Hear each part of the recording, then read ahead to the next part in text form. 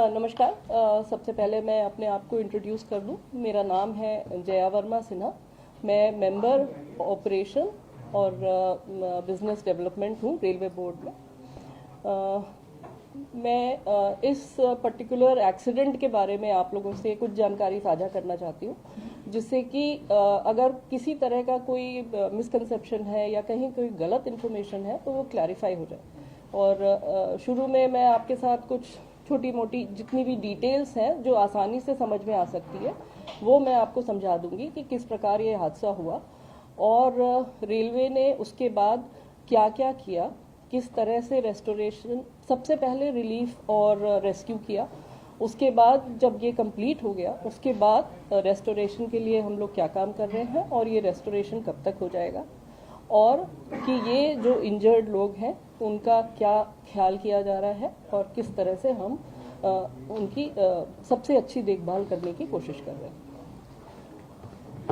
उसके बाद अगर आप लोगों को कुछ और एडिशनल जानकारी चाहिए तो मैं मेरी जहाँ तक समझ है या डिटेल्स है मेरी पास, मैं आपसे शेयर कर लूँगी।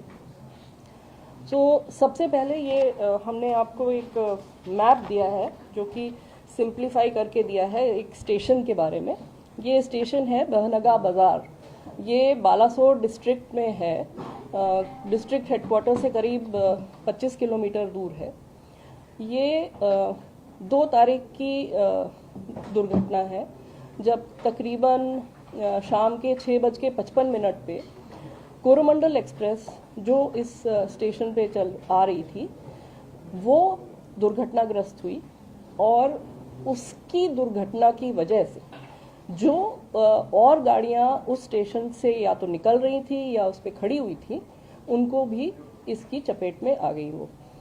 तो अगर आप ये स्टेशन का लेआउट देखेंगे, ये आपके पास है, ये स्टेशन का लेआउट अगर आप देखते हैं इसमें 4 लाइन है, ये 4 लाइन का स्टेशन है। इसमें 2 लाइन है एकदम सीधी जिनको हम लोग मेन लाइन कहते हैं। तो जो थ्रू गाड़ियां हैं जिनको स्टेशन पे रुकना नहीं है वो इस मेन लाइन से सीधी निकल जाती हैं।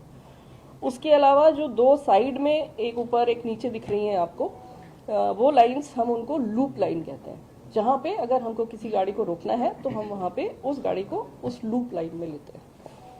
तो यहाँ पे उस समय 2 मेल एक्सप्रेस गाड़ियों को पास होना था अलग अलग डायरेक्शन में। एक गाड़ी आ रही थी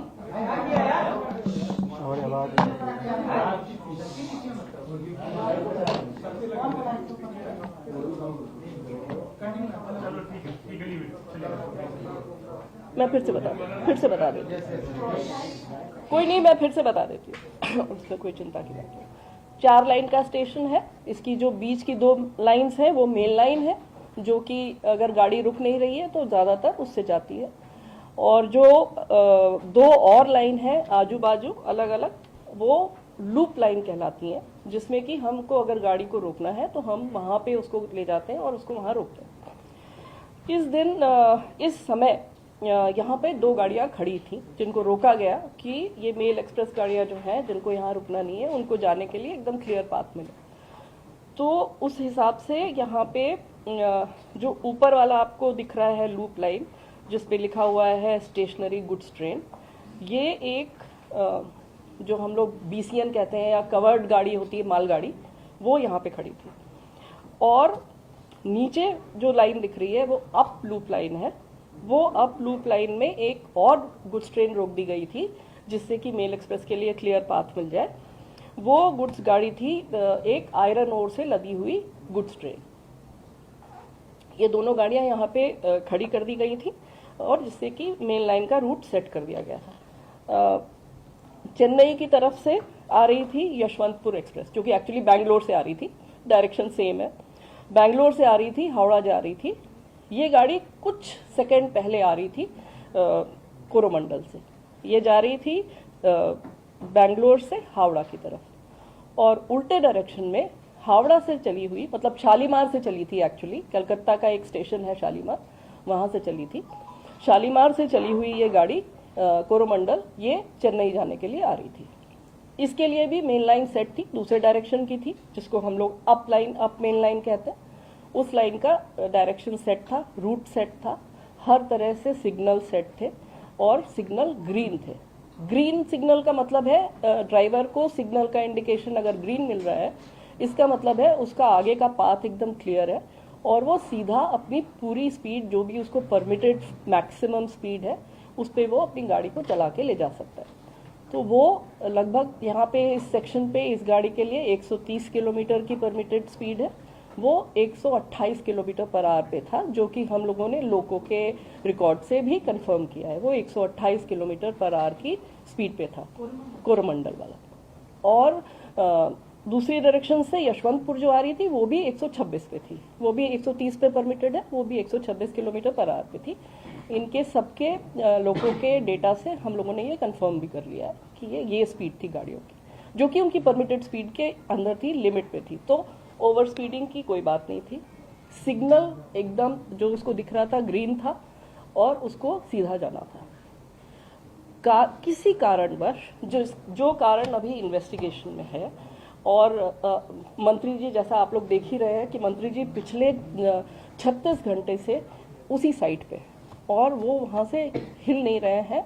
वहाँ पे वो रेस्टोरेशन, इन्वेस्टिगेशन, रिलीफ और जितने भी लोग हॉस्पिटल में भी हैं उनसे भी जाके मिल रहे हैं।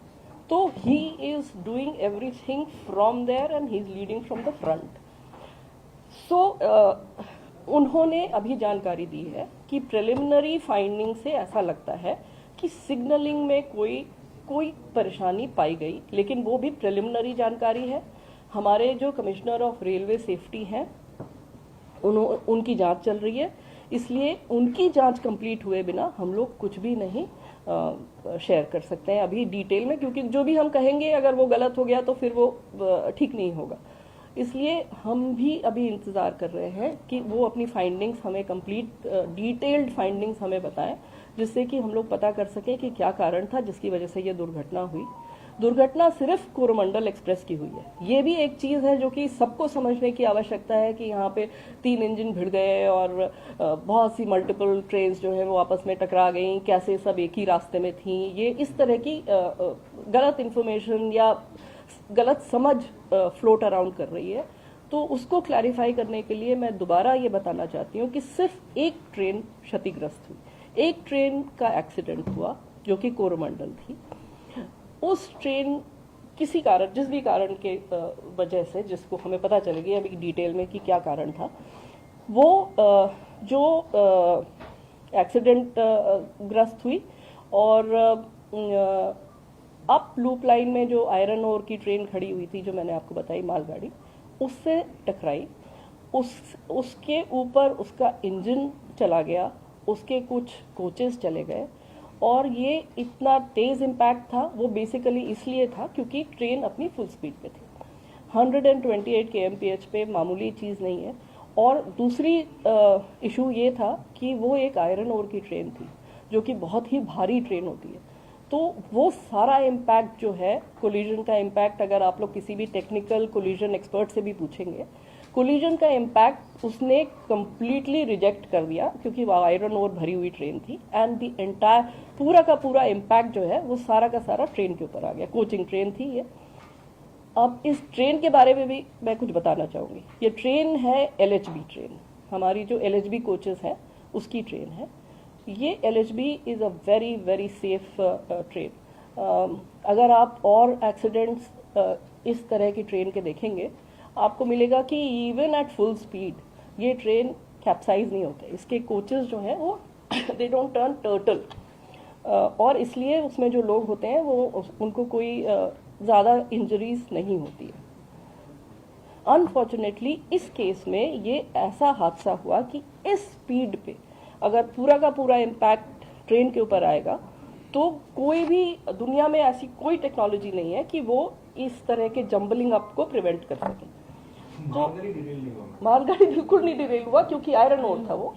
तो आयरन ओर इतना स्टेबल और उसकी सेंटर ऑफ ग्रेविटी इतनी स्टेबल होती है कि वो नहीं हिली तक नहीं, उसमें थोड़ा बहुत इधर उधर हुआ पर वो हिली नहीं। और पूरा इम्पैक्ट जो है वो इस ट्रेन के ऊपर आ गया जो कि पैसेंजर्स के साथ थी, और उसकी वजह से ये इंजरीज और अनफॉर्चुनेट डेथ्स बहुत हुई। तो ये है बैकग्राउंड इसका। इसके साथ चूंकि इसके डिब्बे बिखर गए, इम्पैक्ट की वजह से, कोलिजन की वजह से सारा इधर उधर बिखरे, तो उसमें से कुछ डिब्बे जो हैं वो अगर आप देखेंगे तो ये जो डाउन लाइन मेन लाइन है इसकी तरफ आ गए, और ये डाउन मेन लाइन पे यशवंतपुर एक्सप्रेस निकल रही थी, वो भी 126 की स्पीड पे जा रही थी। वो करीब करीब क्रॉस कर गई थी।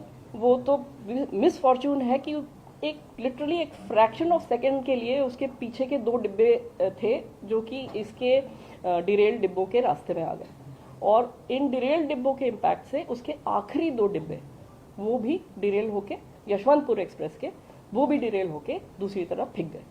तो ये सारा इतनी स्पीड में और इतने मोमेंटम में था कि उसकी वजह से वो 2 डिब्बे भी क्षतिग्रस्त हुए और उसमें भी कुछ लोगों को बहुत इंजरीज हुई, कुछ डेथ्स भी हुई। ये हुई यशवंतपुर एक्सप्रेस जो कि उसमें इन्वॉल्व हो गई। उसके अलावा जो एक और मालगाड़ी दूसरी तरफ जो खड़ी हुई थी, जो हम जिसको डाउन लूप में दिखा रहे हैं ये आपको, स्टेशनरी गुड्स ट्रेन, ये इस पे भी थोड़ा सा वो डिब्बों का इम्पैक्ट हुआ, पर कोई खास उसमें क्षति नहीं हुई। ये पूरे एक्सीडेंट का बैकग्राउंड है। इसके बाद जो सबसे पहला काम हुआ, जो रेलवे में एक बहुत लेट डाउन प्रोसीजर है इस तरह के डिजास्टर्स के लिए, कि वो स्टेशन मास्टर ने तुरंत कंट्रोल को मैसेज करी, और उसके बाद हमारी जो मेडिकल रिलीफ ट्रेन होती है वो 2 जगह से तुरंत चल पड़ी। 20 मिनट के अंदर वो गाड़ियाँ चल पड़ी। एक आई खुर्दा की तरफ से, मतलब भुवनेश्वर की तरफ से, और एक आई खड़गपुर की तरफ से। भुवनेश्वर वाली पहले पहुंची और उसके जस्ट 10 मिनट बाद खड़गपुर वाली पहुंची। साथ में एनडीआरएफ को इन्फॉर्म कर दिया गया। एनडीआरएफ की एक टुकड़ी बालासोर में स्थित थी, क्योंकि वहाँ पे साइक्लोन और ये सब फ्लड्स वगैरह के लिए उनकी एक टुकड़ी वहाँ पर मौजूद रहती है। उस टुकड़ी को तुरंत इन्फॉर्म कर दिया गया। ये भी मैं बताना चाहूँगी कि हम लोगों की एनडीआरएफ के साथ कंटिन्यूअस इस तरह की घटनाओं से बचने के लिए एक्सरसाइज चलती रहती है, कोऑर्डिनेशन चलता रहता है, और हम लोग बहुत सारी मॉक ड्रिल्स करते हैं। उसका ये फायदा हुआ कि एनडीआरएफ की टीम जो बालासोर में मौजूद थी वो भी वहाँ से चल पड़ी तुरंत तैयार होकर, और वो भी पहुंची। जो आर्मी की भी वहाँ पे एक टुकड़ी मौजूद थी वो भी मोबिलाइज हो गई, उसको इन्फॉर्मेशन पहुंच गई, वो भी आ गई। जो स्टेट एडमिनिस्ट्रेशन था, जो स्टेट डिजास्टर रिलीफ थी, जो district manager DM and his team and the SP and the local administration, everybody responded. Locals जो वहाँ पे थे वो तो खैर they are the first responders, वो सारे locals आ गए and immediately जितने लोगों को वहाँ से निकाला जा सकता था, उनको वहाँ से नज़दीक के अस्पताल ले जाया जा सकता था, उसके लिए जो भी कार्रवाई करनी थी वो लोगों ने शुरू कर दी। It is a major disaster, उसमें एक छोटी चीज़ नहीं है, ये एक इतनी बड़ी दुर्घटना और इतने सारे लोगों को का इन्वॉल्वमेंट था। ये सारे लोग इसमें सिर्फ इसी फोकस के साथ लगे रहे कि कैसे लोगों को की जान बचाई जाए और उनको जल्दी से जल्दी हॉस्पिटल पहुंचाया जाए। और जो हमारे डॉक्टर्स वहाँ पे पहुँच गए थे, लोकल डॉक्टर्स, डिस्ट्रिक्ट के डॉक्टर्स पहुँच गए थे, वो फर्स्ट एड वहाँ पे करके एंड इमीडिएटली जो भी इंजर्ड थे उनके लिए जो साधन मिला, जो फर्स्ट अवेलेबल साधन मिला, उससे लोगों को मूव करना शुरू कर दिया। एम्बुलेंसेस तो उसके बाद आई, पर लोगों को इस हिसाब से निकालना और मूव करना शुरू हो गया। ये पूरा बचाव और इसका कार्य पूरी रात चलता रहा। सुबह तक 3 तारीख की सुबह तक जब सारे वरिष्ठ अधिकारी भी पहुंच गए वहाँ पे, मंत्री जी खुद पहुंच गए, भी ये काम चलता रहा। और करीब दोपहर के 2 बजे के करीब जितने भी लोग उसमें या तो फंसे थे या जिस भी तरह से थे उनको निकाल लिया गया। ये काम जब कंप्लीट हो गया, हर तरह से इंश्योर कर लिया, डिस्ट्रिक्ट एडमिनिस्ट्रेशन ने भी, लोकल पुलिस ने भी ये कंफर्म किया कि यहाँ पे अब कोई व्यक्ति इसमें नहीं है, तब उसके बाद रेस्टोरेशन का काम शुरू हुआ। इसलिए रेस्टोरेशन में अभी समय लगेगा। रेस्टोरेशन में भी बहुत बड़ा काम है क्योंकि यहाँ पे ट्रैक वगैरह सब कुछ एकदम डैमेज हो गया।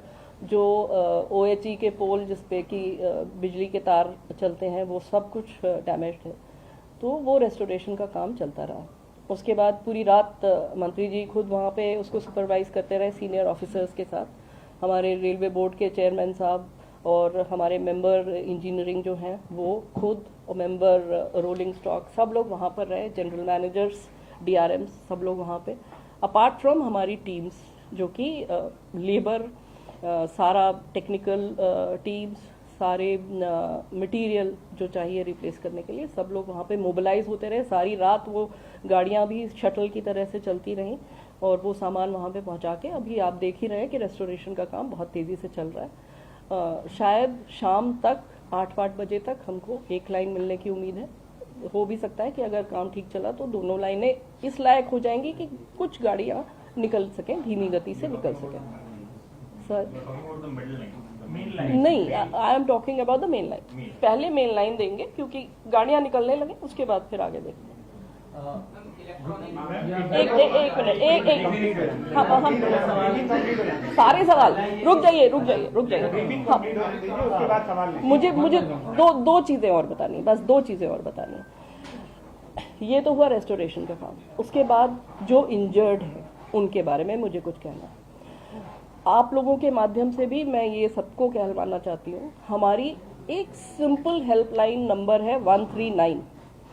139 हमने सब जगह अलग अलग स्पेशल हेल्पलाइन नंबर्स खोल दिए, हर जगह हेल्प डेस्क खोल दिए, हर स्टेशन पे जो भी कनेक्टेड स्टेशंस हैं वहाँ पे हेल्प डेस्क खुली हुई है, वहाँ पे ऑफिसर्स बैठे हुए हैं लोगों की, रिलेटिव्स की मदद करने के लिए।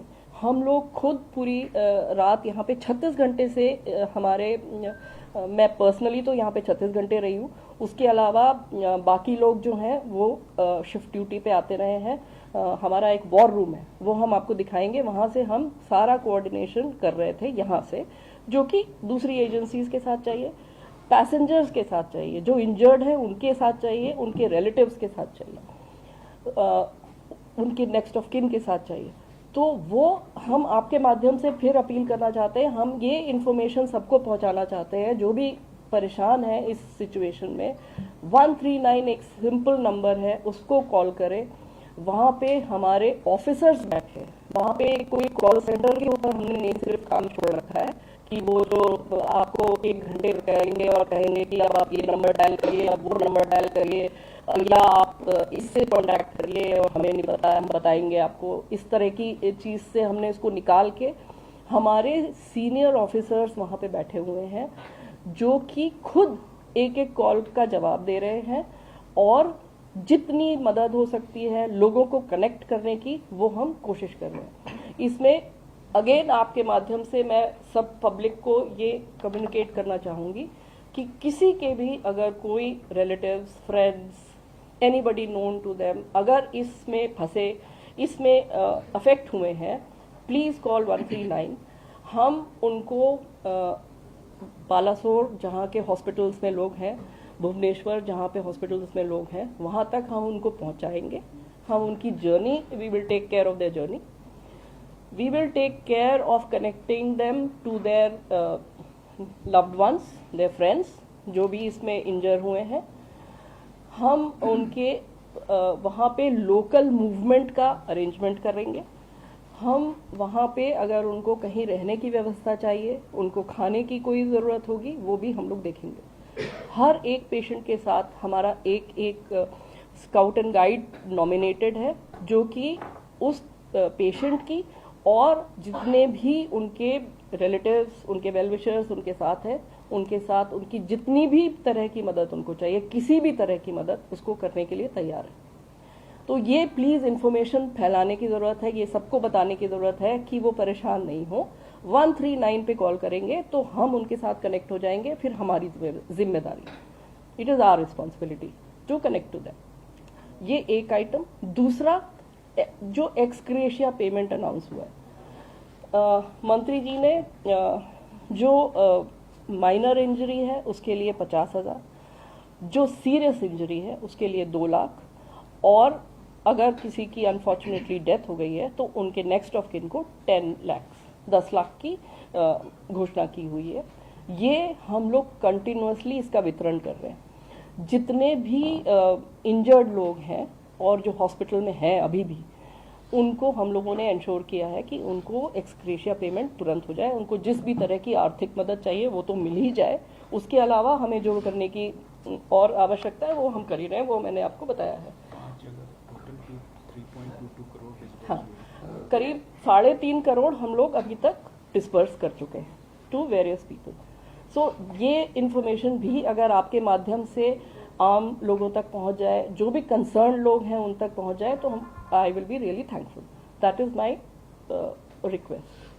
इसके बाद I am ready to take the question. I have all the time, I have all the time, I will answer everybody. Can we talk one by one?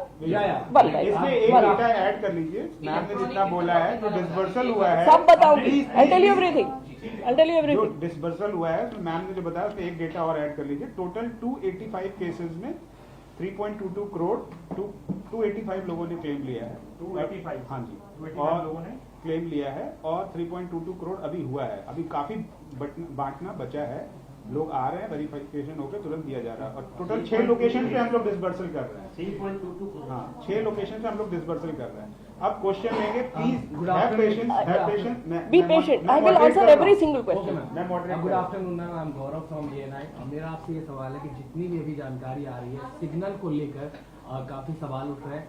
आपने जैसा कि अभी कहा कि प्राइमा फेसी ऐसा लग रहा है कि सिग्नल में कुछ खामी है, लेकिन जांच, उसकी जो विस्तृत जांच है वो चल रही है, यानी कि रेलवे को अभी ये पता नहीं है कि किस कारण से एक्सीडेंट हुआ है। फिलहाल आपके पास सिर्फ इतनी जानकारी कि सिग्नल की कुछ कारण जो भी आप कंफर्म नहीं है। नहीं, यही आप कह रहे हैं? नहीं, मैं आपको करेक्ट करना चाहूंगी। आप अगर इसको इस तरह से समझे कि कारण हमें पता चल गया है, लेकिन ये प्राइमा फेसी कारण है और वो मेरी तरफ से गैर जिम्मेदाराना होगा अगर वो मैं पब्लिक करूं, क्योंकि रेलवे एक इतना कॉम्प्लेक्स सिस्टम है जिसको कि अगर पूरी जांच किए बिना हम किसी भी निष्कर्ष पर पहुंच जाए, प्राइमा फेसी हमें पता है कि क्या हुआ है, लेकिन नहीं, प्राइमा फेसी है, I will not share it, it is a confidential information. I am a responsible officer and I will share it when I have confirmed. हमारे इसीलिए एक इंडिपेंडेंट इंक्वायरी एजेंसी है जिसका नाम है कमिश्नर ऑफ रेलवे सेफ्टी।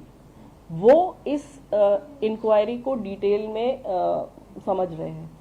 इस समय एक एक इंफॉर्मेशन कॉन्फिडेंशियल है, इसलिए जो भी इंफॉर्मेशन है मैं प्राइमा फेसी, चूंकि मुझे पता है, लेकिन उसके बावजूद I am not allowed to share it till CRS is submits his report and that is a public report.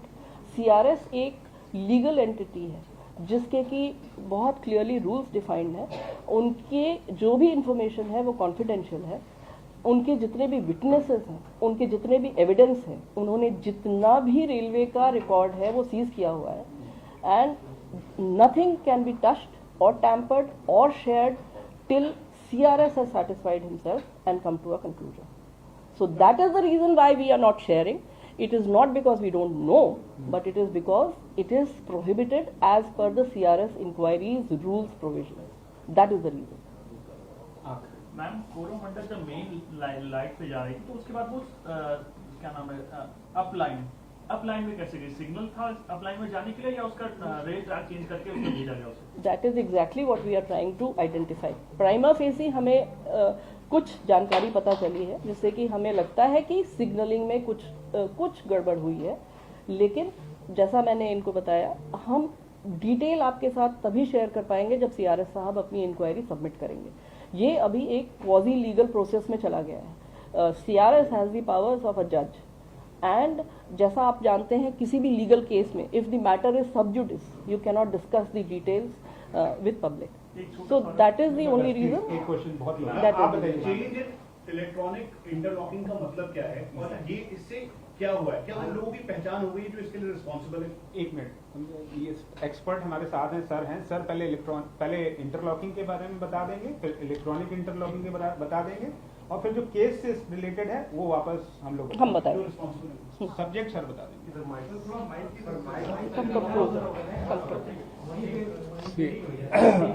आप लोगों की सबों की जानकारी के लिए मैं सबसे पहले आपको ये बताना चाहूँगा। Introduce yourself. मैं संदीप माथुर हूँ, I am principal executive director signalling. जी, जो हम लोगों के कोई भी स्टेशन होता है जिसमें आपने देखा कि दो लाइनें जो जा रही हैं, एक अप और एक डाउन, उस स्टेशन पे दो और लूप लाइंस होती हैं। तो उस मेन लाइन पे अगर सीधा ट्रेन को चलना है तो कोई इशू नहीं है, बट अगर लूप लाइन में हमें ट्रेन को ले जाना है तो एक पॉइंट होता है जो कि इसमें आपको दिखाया हुआ है नक्शे में, उसके ऊपर तो उस पॉइंट को हमें ऑपरेट करना होता है जिससे वो आगे पीछे ट्रेन सीधी जाएगी या लूप में जाएगी। दूसरी चीज हम लोगों को ये डिटेक्ट करना होता है कि वो आगे की जो ट्रैक है वो ऑक्युपाइड है या अनऑक्युपाइड है। तो दो चीजें हो गई बेसिकली, एक पॉइंट और एक ऑक्युपेंसी ऑफ ट्रैक। सिग्नल जो है इस तरीके से इंटरलॉक होता है, जो इंटरलॉकिंग वर्ड आप लोग यूज कर रहे हैं उसको यहीं से लिया गया है। इस तरीके से इंटरलॉक होता है कि आगे की लाइन ऑक्युपाइड है नहीं ये पता चल जाए, और पॉइंट उससे सीधा ले जा रहा है या उसको लूप लाइन में ले जा रहा है ये पता चल जाए। तो जब पॉइंट सीधा ले जा रहा है और आगे का ऑक्युपाइड नहीं है तब वो सिग्नल ग्रीन होता है, और जब पॉइंट लूप में ले जा रहा होता है उसे और लूप लाइन क्लियर है तब वो सिग्नल येलो होता है और उसका रूट दिखाते हैं कि ये दूसरे रूट पे ले जा रहा है। तो ये इंटरलॉकिंग बेसिकली काम करती है। तो ये आप लोगों को इंटरलॉकिंग का बताया मैंने। बेसिकली एक सेफ वे में ट्रेन को स्टेशन से हम लोग ले जाएं, उसके लिए ये पॉइंट और डिटेक्शन यूनिट को सिग्नल से हम इस तरीके से इंटरलॉक करते हैं कि वो मूवमेंट उसको क्लियर रहे, कोई आगे ना हो, और उसको किस तरफ जाना है, में सीधा जाना है या लूप में जाना है ये पता चल जाए। और ये इलेक्ट्रॉनिक क्यों कहलाती है? ये दो तरीके से हम लोगों की इलेक्ट्रॉनिक भी हो सकती है ये, और नॉन इलेक्ट्रॉनिक भी हो सकती है। इस पर्टिकुलर स्टेशन पे इलेक्ट्रॉनिक इंटरलॉकिंग थी। जब ये इंटरलॉकिंग हम किसी कंप्यूटर बेस्ड सिस्टम से हम लोग करते हैं, वो उसमें ये डिफाइन हो जाता है कि आगे का ट्रैक ऑक्युपाइड है या नहीं, वो हम इलेक्ट्रॉनिकली पता करते हैं और उसमें आपस में इंटरलॉकिंग करते थे, तब इलेक्ट्रॉनिक इंटरलॉकिंग कहलाती है। और कई जगह पे हम लोग रिलेस से ये इंटरलॉकिंग करते हैं, और कई जगह पे अभी भी कुछ स्टेशन पे, कहीं पे नहीं कहूंगा, अभी सिर्फ आउट ऑफ 7000 स्टेशन, कुछ 100 स्टेशन पे लीवर्स के थ्रू हम ये लोग इंटरलॉकिंग करते हैं। तो ये इंटरलॉकिंग है, और इस पर्टिकुलर स्टेशन पे इलेक्ट्रॉनिक इंटरलॉकिंग थी। मतलब कंप्यूटर बेस्ड है, कंप्यूटर बेस्ड है। और जो लोग इसके लिए रिस्पॉन्सिबल है, क्या उनको चिन्हित कर लिया गया है, उनको पहचान हो गई है? I'll answer that. क्या टेम्पर भी हो सकता है? मैं बताती हूँ आपको। सिग्नल था पहले ग्रीन पे। Just supplementing this question, can there be a malfunction in this? And how is it possible if it can be a malfunction or not? Let us answer both the questions. One, it is supposed to be tamper proof. It is supposed to be error proof. उसका exact word बता देता हाँ, हूँ। बताओ। It is called as fail safe system, मतलब it will fail on a safer side. ठीक है, अगर फेल भी हो गया तो सिग्नल लाल हो जाएगा, मतलब गाड़ी रोक दो बेसिकली। अगर फेल हुआ तो उसमें फेल सेफ सिस्टम है। फेलियर कंप्यूटर समझता है, लॉजिक समझता है, और उसको डिटेक्ट करेगा अगर कि यहाँ पे कोई फेलियर है तो वो सारे सिग्नल लाल हो जाएंगे, फेल सेफ हो जाएगा, और गाड़ियाँ बंद हो जाएंगी कि पहले आप रुक जाइए, लेट अस चेक क्या प्रॉब्लम है, तभी आप आगे जाइए। तो ये फेल सेफ सिस्टम है as far as the tampering and the error part of it is concerned. But however, as it is being suspected, there was some kind of a problem in the system. Whether it was a physical error, कि मान लीजिए, मैं आपको सिर्फ मैं इस particular case के संदर्भ में नहीं बता रही हूँ, अगर possibilities of what can go wrong. Supposing किसी व्यक्ति ने वहाँ पे आसपास कुछ खोद दिया बिना ये देखे कि वहाँ पे केबल जा रहे हैं कि नहीं जा रहे हैं, कुछ अगर काट दिया। अक्सर देखेंगे आपकी कुछ काम चल रहा है, रोड बन रही है, कुछ हो रहा है, पेवमेंट बन रहा है, और अगर बिना उसने जानकारी के, बिना उचित परमिशन के वहाँ पे काम किया, पॉसिबल है कि केबल कट जाए, या इस तरह की चीज़ों से प्रॉब्लम आ सकती है सिग्नलिंग में। या किसी ने उसमें कुछ मतलब कोई शॉर्ट सर्किट हो गया, या कहीं ज़्यादातर ऐसी चीज़ें होती नहीं है, नॉर्मली इस तरह का नहीं होता, बट एक मशीन है ये, चाहे वो इलेक्ट्रॉनिक मशीन हो चाहे मैकेनिकल मशीन हो, कोई भी मशीन फेलियर प्रोन होती है। एक मतलब 99.9% कोई फेलियर नहीं होगा, पर एक 0.1% चांस मशीन में फेलियर का होता है। तो वो पॉसिबिलिटी तो हमेशा ही है हर तरह के सिस्टम में। हाँ इधर आकाश सर ये आकाश लोगों की पहचान हो गई है क्या जो आपका एक क्वेश्चन हो गया, प्लीज वन क्वेश्चन फोकस। वही क्वेश्चन था उसका सवाल? वो मैं बता देती हूँ, वो लोगों की पहचान प्राइमा फेसी हो गई है, लेकिन हम आपके साथ CRS इंक्वायरी के बाद ही शेयर करेंगे। Ma'am, I know that detailed investigation is underway, but the question is, as far as I know, there are several conditions that need to be fulfilled for the interlocking and the signaling. Right. The question is whether the train went on to loop line when the signal was given for the up line. If yes, then whether it derailed first and then dashed into the goods train, or first it dashed into goods train and then got derailed. Yes, that is a very good question. That is exactly what we have been trying to identify. ठीक है, नहीं आप सुनिए, you please have a little patience. I'll explain in detail. ये हादसा हो गया, उसके बाद हम लोगों ने सब उसमें इन्वेस्टिगेट करना और समझने की कोशिश शुरू की। ठीक है, एक बार हादसा हो गया, आपने सबने तस्वीरें देखी हैं, कुछ लोगों ने शायद फिजिकली भी देखा हो कि वहां पे क्या हालत है सिचुएशन। एक एक पटरी उखड़ गई है, एक एक पॉइंट उखड़ गया है, गाड़ियाँ डिब्बे सब एक के ऊपर अगल बगल यहाँ वहाँ छितराए हुए हैं। इसलिए ये भी कहना कि पॉइंट क्या मेन लाइन के लिए सेट था कि लूप लाइन के लिए सेट था, वो भी एक आसान जवाब नहीं है वो लेकिन उसका जवाब मिल जाएगा, वो जवाब CRS इंक्वायरी में निकल के आ जाएगा। Ma'am, just an additional question. Ma'am, point number 17 was the point, Right. It was said in the preliminary inquiry that signal was given and then was taken back. It is not possible technically, No, right? no. That's not a preliminary inquiry. I don't know आपसे किसने वो share किया है। वो data logger का input जो कि एक मैटर ऑफ रिकॉर्ड है, वो हम सबने देखा है, मैंने देखा है पर्सनली, हमारे सिग्नल के एक्सपर्ट ने देखा है, हर आदमी ने देखा है जो कि यहाँ के रेलवे का इंचार्ज है। There is no defect in the logic of the signal that was observed. Right, केवल एक सवाल केवल समझने के लिए पूछ रहा हूँ, कोरोमंडल डिरेल हुई पहले या इसने हिट किया है? ये हमें यही जानकारी CRS इंक्वायरी से निकलेगी, क्योंकि वही मैं फिर से दोहराऊंगी कि इंफॉर्मेशन अब हम उसको एक तरह से उसको एज अ डिटेक्टिव उसको समझने की कोशिश कर रहे हैं कि क्या हुआ होगा, क्योंकि वहां पे इतना बड़ा हादसा हो गया है कि वो ग्राउंड सिचुएशन पूरी खत्म हो चुकी है, सारे ट्रैक उखड़ गए हैं, सारे पॉइंट उखड़ गए हैं, सारे केबल उखड़ गए। हमारे पास एक डिजिटल रिकॉर्ड है, हमारे पास डिजिटल रिकॉर्ड है जो कि कोई एरर नहीं दिखाता है इस मूवमेंट में, पर हादसा हुआ है, सो दैट मीन्स कि something really went wrong. Preliminary we know what went wrong, what possibly went wrong, but as again I am repeating, because it is under CRS inquiry, I am not at liberty to share it, but just be patient, we will be able to share it with you with all the details very soon with specific responsibility. एक question please, Ma'am, one could you question also clarify why everybody is talking so much about Kavach, whether it's everywhere on Yes, social media? we must. Could you please clarify for the layman, Yes. what role does Kavach have in this accident, or it doesn't have any role? Please clarify. I'll do that. एक कवच के बारे में भी मैं आप लोगों को सबको समझाना चाहूँगी कि सबसे पहली चीज़ जो कि we should be proud of कि ये एक इंडिजिनस डेवलपमेंट है, ये भारत का अपना बनाया हुआ सिस्टम है जो कि एक एंटी कोलिजन सिस्टम है। We are very very proud of this and we hope that tomorrow we will be able to export it to the rest of the world, पहली चीज़। दूसरी चीज़, चूंकि ये एक इंडिजिनस सिस्टम है और ये सेफ्टी रिलेटेड है और ये ट्रेन्स की सेफ्टी जिसमें कि लोग आते जाते हैं, माल आता जाता है, इसलिए इसकी टेस्टिंग बहुत रिगरस होती है।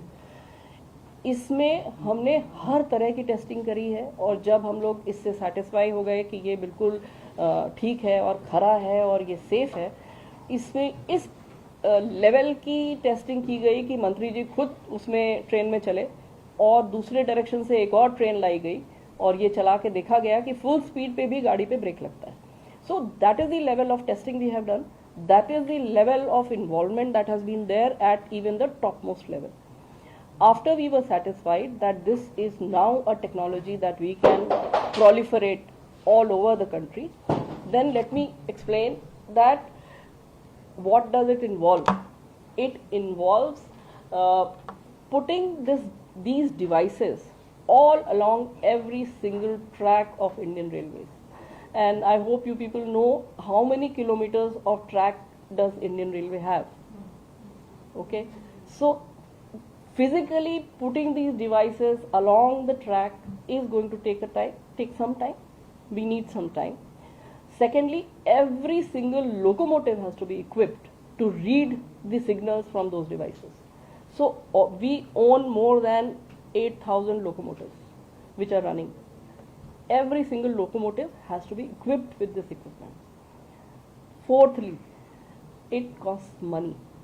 So what has been done? Because we know that this is a device that we need on top priority to make safe rail journeys safe, it has been sanctioned as a priority work on Indian Railways. The money has been sanctioned and it has been made available in the budget. Kitna amount hai? Can we share the amount? 13,000 crore for 34,000 route kilometers. So first we decided that we will identify priority high speed sections, and for that alone more than 13,000 crore has been sanctioned for proliferation.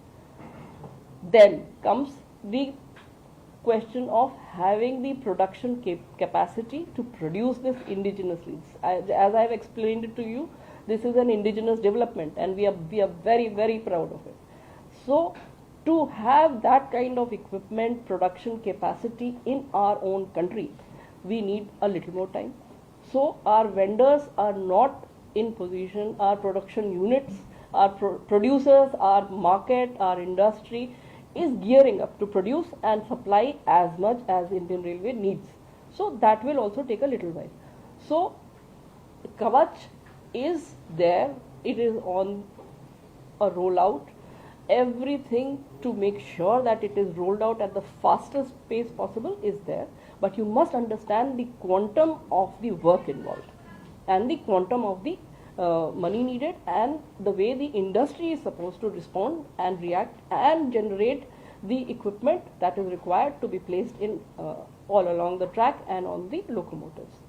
Then what does Kavach do? In this particular situation, what could have Kavach done? Had Kavach been here, it would have been on the locomotive, it would have been on the track. Now, from what we understand what happened, this locomotive, even if it went on a wrong route and it found that the track ahead was occupied, it had only barely maybe 100 meters to go before that obstruction was to come. So even if the Kavach would have applied brakes on detecting that the route ahead is obstructed, it for a train moving at 130 kmph, the braking distance is about 600 meters. So it went and it would have gone and hit a 100-meter obstruction. It is expected that it will understand the obstruction at a sufficient distance. But in this particular case, because the route was set for the main line which was not obstructed, the system would not have reacted to it because it would not have got the input that there is an obstruction ahead. Only after it was about to hit that it could have reacted, there is an obstruction straight ahead by a visual mechanism. So in this particular scenario where the reaction time was so short and the distance was so short and the speed was so high, it was just a question of a few seconds before it went and hit an obstruction. If it went and hit an obstruction. Let me ask two questions. one per please. एक तो AC से related है. हाँ तो बस supplementary पूछ लीजिए बस बताइए. First thing first, are you suggesting that even if there was Kavach, the accident couldn't have been averted? A, and B, ma'am, you are saying that prima facie you are finding no defect in the logic of signals, but then you are also saying that prima facie you are finding some signaling issue. If you can, simplify. I'll try and simplify that. See, in Kavach, I would like to qualify that remark of yours, that in this case, where the route ahead was clearly unobstructed, Kavach would have also followed that logic and not applied the brakes. However, if suddenly, supposing a boulder drops, okay, right in front of the train, then I'm sorry, even Kavach will not be effective. It is something like that. So that if an obstruction happens suddenly in front of a moving train which is moving at a distance speed of 130 kmph, then I don't think there is any technology in the world which can prevent this kind of a situation. So it is something like a rock dropping suddenly in front of a very fast moving object. So that is the reason. Otherwise, let me again confirm to you that in a normal scenario where the way trains are supposed to move, Kavach is an excellent anti-collision device, and it will prevent two trains to come and hit each other if they are moving on the same track. Signaling issue. See, electronic interlocking is a logic. It is a computer-based logic, and every movement, how to keep it safe, is a very, very complex logic. And these computerized systems are meant to ensure that a fail-safe movement of trains across a complex layout also is there. And computers are, you people understand what computers are capable of doing. They have taken us all over even to Mars. So this is a simple thing for them. But that is the kind of logic that is inbuilt into this. Let me complete, please. I have some more to say. So the electronic interlocking, there is no issue with that. However, what we have found is that there is probability of some kind of a signaling, not even, I wouldn't even call it a failure, a signaling interference. Some kind of an interference has been there, whether it was manual, whether it was incidental, whether it was weather related, whether it was wear and tear related, whether it was a maintenance failure. All that is going to come out only after the inquiry. Can we ask? इसको signal सीधे जाने के लिए था कि loop line सीधे जाने के लिए था। और दूसरा सवाल ये है ना कि ये हिट हुआ है कि पहले डिलेड हुआ है, ये तो उसका पता नहीं, ये नहीं मैं आपको फिर बता रही हूँ, मैं फिर बताऊंगी, मैं फिर बताऊंगी, नहीं मैं फिर से बताऊंगी, नहीं ना, बेसिक चीज मैं आपको बताती हूँ। एक second, just give me 1 minute, I will explain it to you. ये जब हम सिग्नल हरा मिला, रूट सीधा है, ये हमें इलेक्ट्रॉनिकली जो वो पूरा रिकॉर्ड है उस इलेक्ट्रॉनिक इंटरलॉकिंग का, उसको देख के पता चला। लेकिन फिजिकल ग्राउंड सिचुएशन क्या है ये आप सबने देखी है। वहां ना एक पटरी साबुत बची है, ना वहां पे एक पॉइंट बचा है, ना वहां पे केबल बचा है, ना सिग्नल बचा है, ना OHE बचा है, ना तार बचा है, ना डिब्बे बचे हैं। तो उस समय कंक्लूसिवली कह देना कि कहाँ के लिए पॉइंट सेट था, that is premature. You have to do proper forensic analysis of the whole accident site to arrive at that conclusion. It is premature to, इसीलिए मैं आप सबसे बात कर रही हूँ कि let us not come to premature conclusions. ये एक इतना कॉम्प्लेक्स हादसा है और वहाँ की जो हालत है और जो वहाँ की ग्राउंड सिचुएशन है उसको देख के आपको ये अंदाज़ा लगाना कि what exactly happened needs time. It needs time, it needs analysis. And that is why the Commissioner of Railway Safety is sitting there. वो वहाँ बैठे हुए हैं, वो वहाँ से तब तक नहीं हिलेंगे जब तक कि सारे रिकॉर्ड उन्होंने नहीं सीज कर लिए। ये भी मैं आप लोगों की जानकारी के लिए शेयर करना चाहूँगी कि जब भी इस तरह का कोई भी हादसा होता है, हमारा पहला रूल है कि सारे डेटा को सीज कर लो, उसमें कोई टैंपरिंग की कोई भी पॉसिबिलिटी मत छोड़ो। सारे रिले रूम्स, जो रिले हट होती है, सब कुछ सील कर दिया जाता है। Every record, it's like a murder investigation. Every record is sealed and it is made confidential. All the witnesses are perforce supposed to come and give their bayan in front of the CRS. It's a court of law. And जहाँ पे कि ये inquiry बैठी हुई है और वहाँ पे अगर आप पता करेंगे इस तरीके का एविडेंस की एनालिसिस, एविडेंस एक्सपर्ट्स की एनालिसिस, विटनेसेस के स्टेटमेंट्स, सब कुछ जा रहा है उसमें। एंड ग्राउंड में क्या है, वहाँ की पटरी किस हालत में पाई गई, वो कैसे टूटी है, उसके जो टूटने का एंगल है वो क्या बताता है कि वो पॉइंट किधर सेट था, इस लेवल की इंक्वायरी होती है। इसलिए यहाँ पे बैठ के हम किसी कंजेक्चर की बेसिस पे या हमें जो पसंद आया उसकी बेसिस पे, तो हम लोग कुछ भी नहीं कह सकते। यस, हम लोग को वॉर रूम भी जाना है। लास्ट क्वेश्चन लेंगे,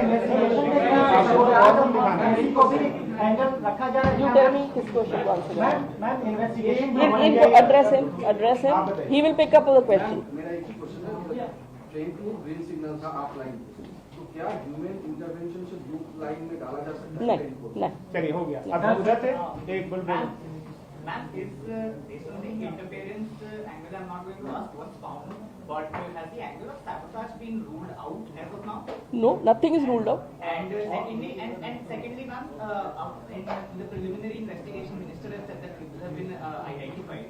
After several of these incidents like Gaisal, we've seen that the accused are found absconding. Has there been any surety on ensuring custody of these Yes. people who've been identified in the preliminary investigation? इस case में there is nobody who is absconding. बस आप लोग देखिए war room दिखाने के लिए अच्छा, just one last question, one last, no, sorry. One last question. हाँ, ली जा रही। Home Ministry is with us. Home Ministry is with us. Not NIA. Not NIA. Home Ministry is with us. Sorry. As far as the passengers are concerned, a lot of them in the general bogies might not have PNR numbers. Will they have trouble claiming ex gratia? No, it's absolutely clear. Ticket is not required. If they were on the train, whether with a valid ticket or without a valid ticket, we cannot ascertain, because after this kind of an incident, even a person traveling with a valid ticket will not have it on his person. Last question, one last question. We'll share that data with you. Yes, you people must ask this कि हमारे जो locomotive pilots थे उनकी क्या हालत है, हमारा जो स्टाफ था उनकी क्या हालत है। तो लेट मी टेल यू, जब ये घटना हुई उसके करीब 15 मिनट में मुझको पर्सनली इंफॉर्मेशन आ गई। यहाँ जो अभी हम लोग चलेंगे डिजास्टर वॉर रूम जो है, जहाँ पे हम ऐसे जगह पे असेंबल हो जाते हैं, सब लोग आ जाते हैं, वहाँ से हम लोगों ने जो ड्राइवर था कोरोमंडल का, उससे बात की, उससे पर्सनली बात की। वो उस समय होश में था, उसने बताया कि उसको सिग्नल ग्रीन मिला है। बस इतनी बात हुई है। उसके बाद से उसकी हालत गंभीर है और वो अभी अस्पताल में है, सीरियस है। दूसरी चीज़, जो दूसरी ट्रेन थी यशवंतपुर एक्सप्रेस, उसका जो टीटी था, उसमें A1 में उसमें जो टीटी था, उससे भी मेरी पर्सनली बात हुई। उसने मुझे बताया कि उसको पीछे से कुछ आवाज़ सुनाई दी, बहुत ज़ोर की आवाज़ और बहुत एबनॉर्मल आवाज़। जब उसने वो पीछे की तरफ देखा तो उसे लगा कि कोई कुछ आ रहा है, कुछ ऑब्स्ट्रक्शन आ रहा है। उसको समझ में नहीं आया कि क्या है। और उसके बाद उसके A1 कोच के पीछे एक और जनरल बोगी थी, उसके बाद एक और जनरल बोगी थी और लास्ट वो गार्ड का डिब्बा था। वो दोनों डिब्बे ट्रेन से डिटैच हो गए। इसका वाला पोर्शन ये A1 में आगे था, एक डिब्बा आगे था, और इसका वाला पोर्शन जो यशवंतपुर एक्सप्रेस का था वो आगे चला गया और सेक्शन में वो सेफली चला गया। लेकिन इसके पीछे ये जो दो डिब्बे हिट हुए, जिसकी उसको आवाज़ सुनाई दी और उसको समझ में नहीं आया कि क्या हो रहा है, वो डिब्बे पटरी से फिक गए। सो ये है एक टीटी से जानकारी, first hand information that I have. So that is what happened to the Yeshwantpur. Our staff, let me tell you, and जो गार्ड था, ये जो आयरन ओर की ट्रेन थी, उससे भी मेरी बात हुई। वो it is providential that his life was saved, क्योंकि रेलवे का नियम है कि अगर कोई भी मालगाड़ी कहीं पे खड़ी है थोड़ी देर के लिए, तो उसका गार्ड, उसका ड्राइवर, उनकी जिम्मेदारी है कि ये गाड़ी सेफ है। तो वो लोग उतर के उस गाड़ी की जांच करते हैं। तो वो जो है गार्ड उस समय उतरा हुआ था और वो उतर के ट्रेन की जांच कर रहा था। उतने में ये हादसा हुआ और ये इंजन और ये सारी चीज़ें उसकी जो ब्रेक वैन है जिसमें गार्ड चलता है, उसको क्रश करके उसके ऊपर से इंजन गया है। अगर वो उसके अंदर होता तो उसके बचने का कोई सवाल नहीं था। बट ये ईश्वर की कृपा है कि वो उतरा हुआ था, अपनी ड्यूटी कर रहा था और वो बच गया। ठीक है, अब आप चलिए, आप लोगों को दिखाते हैं। प्लीज चलिए, आप इस लाइन से इधर के लोग पहले चल लीजिए। हम